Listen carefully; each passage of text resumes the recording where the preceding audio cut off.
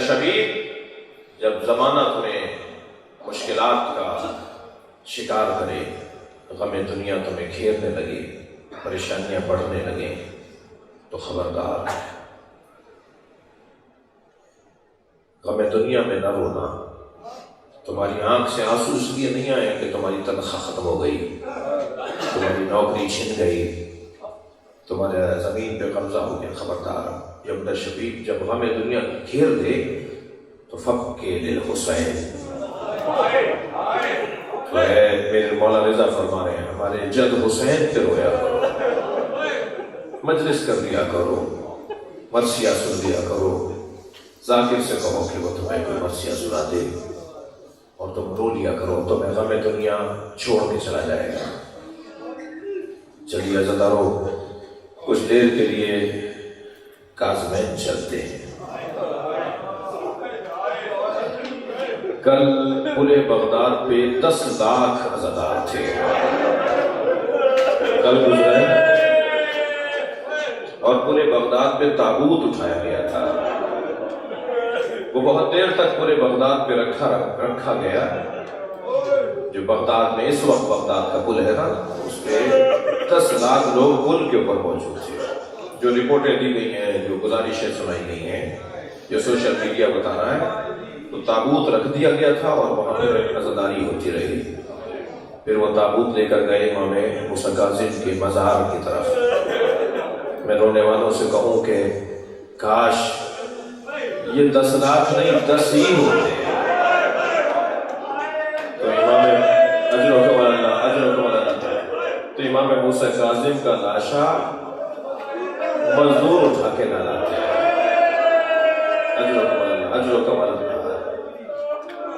جب آپ کی آنکھوں میں آنسو آئے نا تو اپنی حاجتوں کو بھی سوچئے، یہ جگہ دعائیں قبول ہونے کی جگہ ہے۔ جب رو لیں، مسائل مکمل ہو جائیں تو دعا بھی مانگی اپنے لیے مولا کی بارگاہ میں، باب الحوائج کی بارگاہ میں۔ عزادارو، پنجتن کے 5 جنازوں کا حال سنیں گے کیا ہوا ہے اس گھرانے کے ساتھ۔ پہلا جنازہ پیغمبر کا جنازہ ہے، 11 آدمی تھے جنازہ اٹھانے۔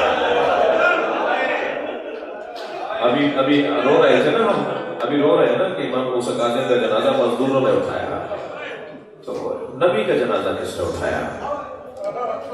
1.5 لاکھ سے زیادہ تو غدیر کے میدان میں مسلمان تھے نا جنہوں نے سرکار کا خطبہ سنا، مگر 11 آدمی نبی کے جنازے میں۔ نبی کا جنازہ اٹھانے والا کوئی نہیں ہے۔ جب میرے مولا علی نے غسل و کفن دے کے تدفین کر دی تو آ کر اعتراض کیا کہ علی نے ہمارا انتظار نہیں کیا، علی نے نبی کے جنازے میں ہمیں شریک نہیں کیا۔ میرے مولا نے پورا خطبہ ارشاد فرمایا، حضرت فرمایا میں پابند نہیں تھا تمہارے آنے کا کہ تم آتے تو دفناتا، میں اہل بیت کا فرد ہوں، مجھ پر ذمہ داری تھی کہ میں غسل و کفن دوں، اس لیے میں نے اپنے فرائض کو ادا کیا۔ تم مجھ سے کیوں پوچھ رہے ہو کہ میں نے کیوں دفنایا؟ تم بتاؤ تم کہاں گئے تھے؟ نبی کے جنازے میں 11 افراد ہیں۔ پوچھئے نا بھائیوں سے، اپنے عزیزوں سے کہ ہم رو کیوں رہے ہیں؟ ہم سے کہتے ہیں روتے رہتے ہو، مجلس سے کرتے ہو، رونے کے علاوہ کام نہیں ہے۔ ہمیں تو آپ بتائیے کہ آپ روتے کیوں نہیں ہیں؟ نبی کے جنازے میں 11 آدمی، اعتراض ہوا نا کہ نبی کے جنازے میں اہل بیت نے نہیں بلایا۔ اس گھر میں 75 یا 95 دن کے بعد ایک اور جنازہ اٹھا۔ عزاداروں سنیں گے 4 آدمی ہیں زیادہ کے جنازے میں۔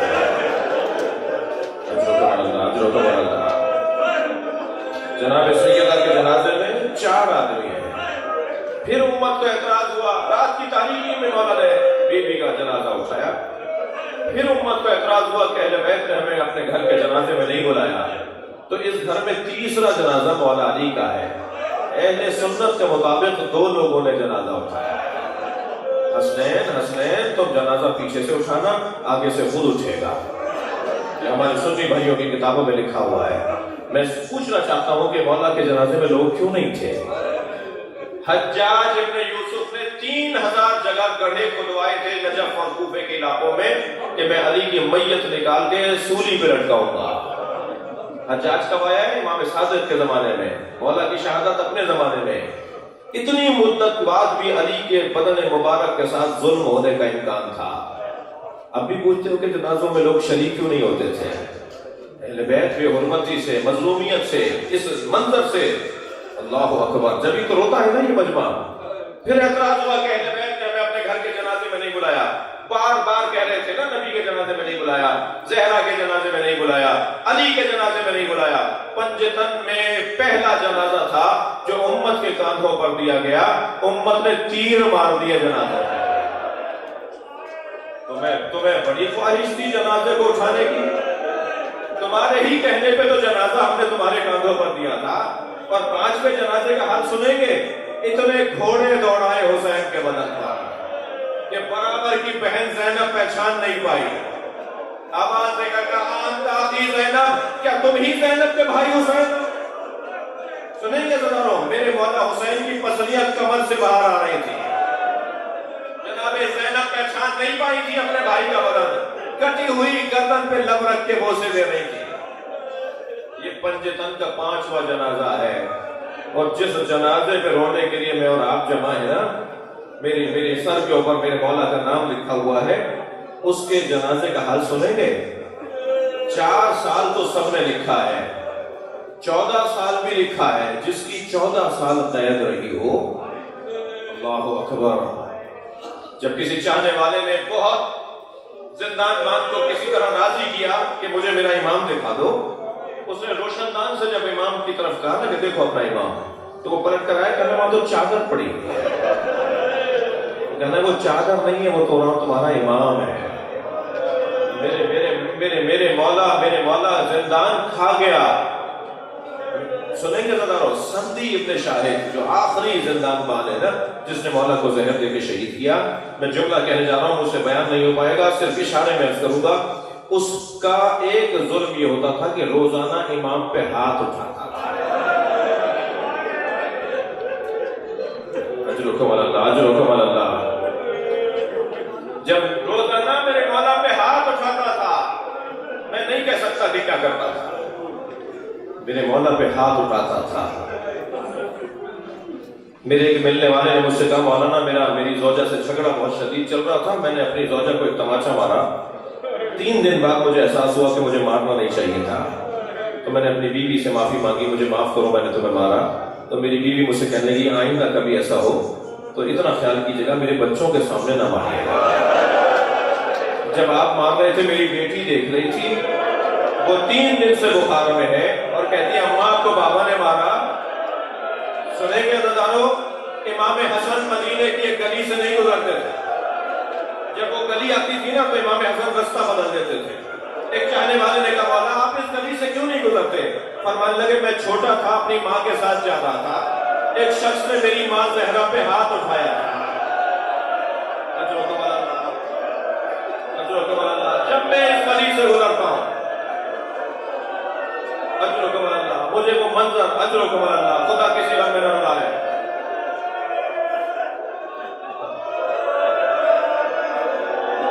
یہ سندی ابن شاہد کے امام کاظم پہ ہاتھ اٹھاتا تھا، جس کی 27 بیٹیاں ہوں، جس کے 20 سے زیادہ بیٹے ہوں۔ یہ روایت سن لیجیے، آپ نے بہت دیر مجھے قبول کیا، بہت دیر مجھے سن لیا، یہ روایت سن لیجیے، میں اپنے بیان کو مکمل کروں۔ ایک بہت بڑا نام ہے اہل بیت کے چاہنے والے ادیبوں اور شاعروں میں ابو العطا، جیسے فرزدق، جیسے دیبل، ایسے ابو العطا بھی ائمہ کے زمانے کا شاعر، اہل بیت کا چاہنے والا۔ ہارون رشید کا دربار روزانہ سجتا ہے، محفل سجتی ہے، غزلیں سنائی جاتی ہیں، شراب کباب کی محفل سجتی ہے۔ کسی نے کہا ہم نے ابو العطا کو بغداد میں دیکھا ہے، اس نے تعجب سے کہا کہ ابو العطا تو مدینے کا رہنے والا ہے، وہ بغداد کیسے آ گیا؟ دوسرے نے تصدیق کی، تیسرے نے تصدیق کی، تو کہا ڈھونڈو ذرا۔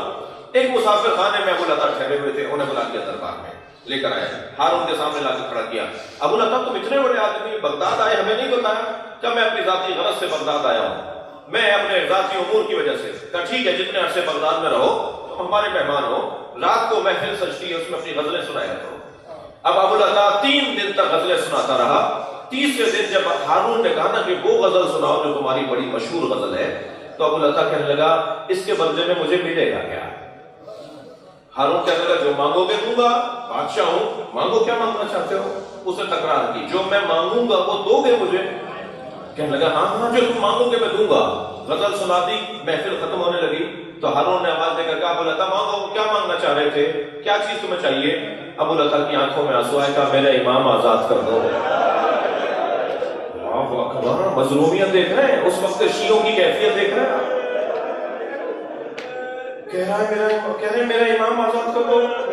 کچھ دیر خاموش رہا، کہنے لگا 3 دن بعد ہم تمہارے امام کو آزاد کر دیں گے، جاؤ جا کے زندان کے دروازے سے لے لو جا کے۔ اب میں آپ سے سوال کرتا ہوں، ایک چاہنے والے کے لیے کتنا بڑا دن ہوگا وہ، جب اس کی وجہ سے اس کا امام آزاد ہو رہا ہو۔ اپنے مسافر خانے میں گیا، اپنے بیوی بچوں کو کہا کہ دیکھو کتنا بڑا کام کر کے آیا ہوں، 3 دن بعد 14 سال بعد میرا امام آزاد ہو رہا ہے۔ بیوی سے کہنے لگا ہم حضرت کو فلاں محفل پر بٹھائیں گے، پھر حضرت کو بغداد سے مدینہ لے جائیں گے، تم جا کے سب سے پہلے امام کی بیٹیوں کو خوشخبری سنانا، میں امام کے بیٹوں کو جا کر بتاؤں گا ہماری طرف سے یہ ہدیہ ہوگا حضرت کو۔ اپنے خانوادے کو تیار کیا، 3 دن بعد زندان کے دروازے پر جا کے بیٹھ گیا۔ زندان کا دروازہ کھلتا تھا، بند ہوتا تھا، کبھی کوئی اسیر لایا جاتا تھا، کبھی کوئی اسیر آزاد کیا جاتا تھا۔ دیکھتا رہا، ظہر کا وقت ہو گیا، عصر کا وقت ہو گیا۔ جب ایک مرتبہ پھر دروازہ کھلا تو ابو لتا نے بڑھ کے اس زندان بان سے کہا آج میرے امام کو آزاد ہونا تھا، بتاؤ میرا امام کب آزاد ہوگا؟ کہ کچھ دیر بعد تمہارے امام کو آزادی مل رہی ہے، تمہارے امام کو ہم لے کر آ گئے۔ ابو لتا سمجھ کر بیٹھا میرا مولا آ رہا ہے، سب سے پہلے ہاتھوں کا بوسہ دوں گا، سب سے پہلے پیروں میں گر کے مولا کے قدم بوسی کروں گا۔ ابو لتا تیار بیٹھا ہے کہ ایک مرتبہ دروازہ کھلا، ایک تختے پر جنازہ، 4 مزدور جنازہ اٹھائے ہوئے، آبادی ہاذا امام الرفضا، یہی شیعوں کا 7واں امام ہے، آج ہم نے موسیٰ کاظم کو آزاد کر دیا۔ سر و سینہ پیٹتا ہوا غریب امام کا جنازہ، اللہ لعنت اللہ علی الظالمین فسیعلمن